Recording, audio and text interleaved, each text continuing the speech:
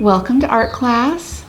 I'm Miss Tori, and today we're going to be making collage faces using either scrapbook paper or magazine papers. Really, whatever you have on hand is great, and a combination would work too. This is one that I started actually yesterday. This is all magazine pieces. Literally, I ripped out 4 sheets from a magazine, cut them up in various ways, and transformed them to make this collage portrait. We can do a more, we'll say, somewhat realistic one using different skin tones, or a more imaginative ones using bright colors, really bright and festive. There, I do have a few suggestions though to what I think might make it more successful. If you choose to go the route with the natural skin colors, once you have a magazine, a catalog, whatever you have around the house, I would tear out your pieces by finding large chunks of skin colors. Here happen to be some legs. This I would consider a larger piece, as opposed to this piece where there is a lady and she has some lovely skin tones here, but they're very small, and trying to piece it together is going to be very, very challenging. Again, bigger is going to be better. So once you have chosen either one, I would either choose either the skin tones or the imaginative tones. Get a whole bunch of papers that are similar, and then start making your pieces. So let's talk about that. If I was going to use the skin tones, what I would do to start with is cut away everything else we don't need. So for example, for this, I just make a whole bunch of chunks of paper with these different flesh tones. Today, for our example, we're going to go more the imaginative route. So this is how I made this one. So we're going to do something a little bit different here. Same idea though. So I want to find images in my magazines or catalogs that, something, a picture like this, while it's lovely, there's so many colors and values going on, it's going to be hard to translate to this collage. However, something like this page is going to be much more successful because I could use, let's say, the sky as just a gray color, or a bit of this tan of the sidewalk for another color. So you want to pick less busy pieces of paper. Again, tear them out. That way it's so much easier to cut. I actually like this gray because I've chosen a neutral blues, grays, a little bit of purple in here for my palette. Again, I'm kind of limiting my color families. I'm not doing every color in the rainbow because I think it looks a little hectic. Now you might like the pinks and the greens and all these other colors. Well, that can be your next face. So maybe each face that you make with this technique can have its own color family. I'm going to keep on with my grays here. I'm going to cut a piece out, and I think this will be a nice addition. got a crescent shape, which I think might become an eyebrow in a little bit. We'll save him for later. So to make the face, I like to start with kind of, if any of you out there have put on makeup yet, you start with your foundation and you build up from there. Same idea. We're going to start with our foundation. For your first piece, this one looks a little bit like a mushroom to me, but it's our forehead and the brow of the, or actually it's not the brow, it's the ridge of the nose. I've chosen a one-colored background. I know here I collaged some different bits. I think to begin with, using just one color for your background is going to be successful. Another little helpful hint, don't glue the entire piece down because we're going to be tucking edges under, and if you glue everything down and by going all around the whole background, it's going to cause problems later on. So just a little bit of glue so that then I can lift up my edges and slide things under later on. But again, it's somewhat in place. So I've chosen one color for this. I've chosen what I'm going to call my cheeks. Another bit can go here. Now they're not symmetrical, not even the same color. That's okay. I've left a little piece up here because that's where our eyes are going to go. Again, just tack them down slightly. We can glue the rest of them down a little bit later. My next piece would be my chin. So almost a crescent shape or a semicircle. I use the same as the forehead, but you don't have to. I'll slide that underneath here. Again, so it's starting to make an oval of the face. That's our foundation, and we'll build up from there. Notice you could add a neck, I did in mine, but you don't have to. It's your choice, really. Oh, that one wanted to get away from me. From there, I think the next part is going to be, let's finish up our nose. So there's so many different ways we could add a nose. I found this interesting piece of paper from a magazine. Oh, I'll show you what it came from. Oh, it's an advertisement for some fancy shoes that has these, I'm not sure what they are, nail holes, but the sides of them a little bit reminded me about the edges of a nostril.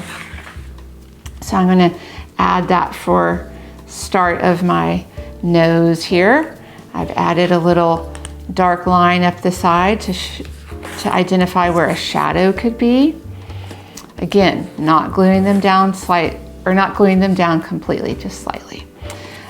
I want I call it the ball of your nose to go next. I can add that in if you'd like to add some nostrils. Oh, where'd they go? I cut these out. They're a little black. They almost look like watermelon seeds. I'll glue them on because it's hard to see. They're so small. It'll be easier to see once they're in place. So I've got the start of that. The most fun part, I think, is the eyes, because you can just really go to town. Depends if you want them to, how natural you want them to look, or if you want them to be a little bit more imaginary. For what would be, I say, my eye sockets, I've chose, again, kind of a simple, there is a bit of a pattern, but not much. It's not too busy. So I'm going to slide those underneath there. Again, very thankful that I left those edges open so I can tack it down. Starting to come alive here. I liked this one. This is a little bit of a busy one. It happens to have some stars, but maybe I'll put it down here so I can see it better. So I'm going to add these crescent shapes to kind of delineate the outside edge of where the eyes would be. From here, I might want to add a lighter color. Actually, I was thinking this could be an eyebrow like this, but I changed my, well, I don't know. I'm a little bit torn, and that's a good thing to be. Actually, I really like it like that. I'm going to go ahead and make my eyes not symmetrical for this project. Ooh, this is a fun design, fun color. Maybe this could be a great addition here, this bright turquoise. So again, just layering up my edges, one on top of the other. I could add the whites of the eye if you want to add a white of your eye by finding, you know, the white of our eye isn't actually white. It's kind of a light blue. I could use a light blue, I could use a gray. There's so many options. Let's see what this looks like. I'm just gonna experiment here. Y'all get to watch me play.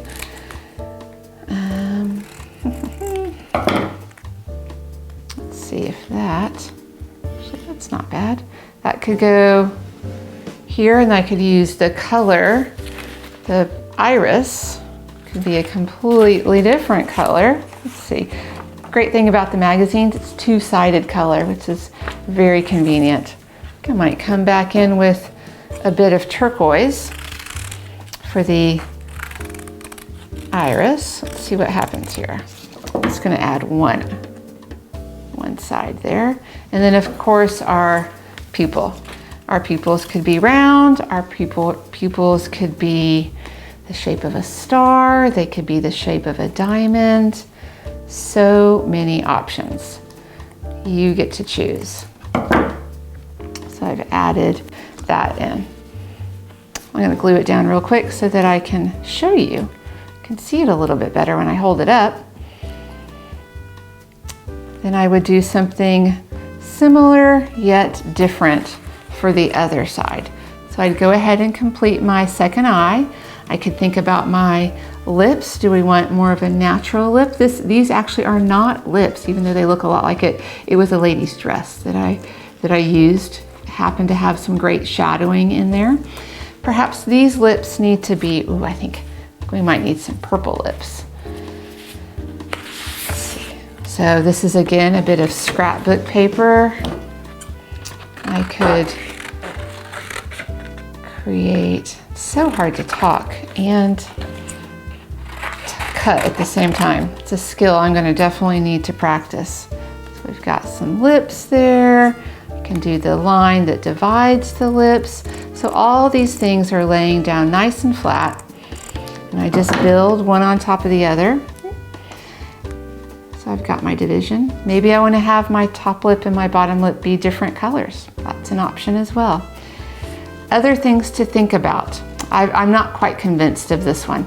I had a colleague, another teacher friend of mine, give me some great advice a long time ago. She said when you're doing a collage, you want to try it on for size before you glue it on. So you're just going to lay it down, see if you like it. Maybe yes, maybe no. So I've tried that one on for size, and you know what? I don't like it. So I have not committed to it by adding my glue. So maybe I just want to add half of it. Maybe I like my top lip to be this color, and I want my bottom lip to be something completely different. Let's try this super dark blue. We haven't used this one yet. It's a whole new color. Very simple. Let's see if that works. Better. Good thing I didn't commit there. So once you've added some lips, you could think about your ears, you could think about hair. I've added somewhat natural looking hair in this one, but maybe you don't want hair. Maybe you want to add little florally bits. So this is where you could get fun with a bit of color. So a great way to make flowers is one layer right on top of another. So I just cut out a wiggly circle with another wiggly circle inside the middle. This one happens to be, I think, a little bit lighter. Let's try it on for size. See what you think. So I'm not drawing any of these out yet. Hopefully they'll be, they're awfully similar. Again, I think I might need a little bit of more variation in between. Maybe some of this blue. Another little helpful hint when you're cutting, try and cut from the edge of your paper, not right from the middle. It's gonna save your resources because we want to be able to use these different beautiful papers over and over again for different projects. There, I've made my inside circle a little smaller. Ooh, I could even just cut out a negative. That's a fun way to do it too. So I've cut out, almost looks like a donut. So I've cut out the inside, so that way I get my blue and purple showing. It's like a pattern. Ooh, lost part of my lips. So I could add flowers, like a crown of flowers, all in her hair or up above her head. Endless ideas here. I'm gonna keep my background plain, but you could add stripes in the background with different strips of paper, or arrays, or polka dots, or so many choices. That's for you to figure out.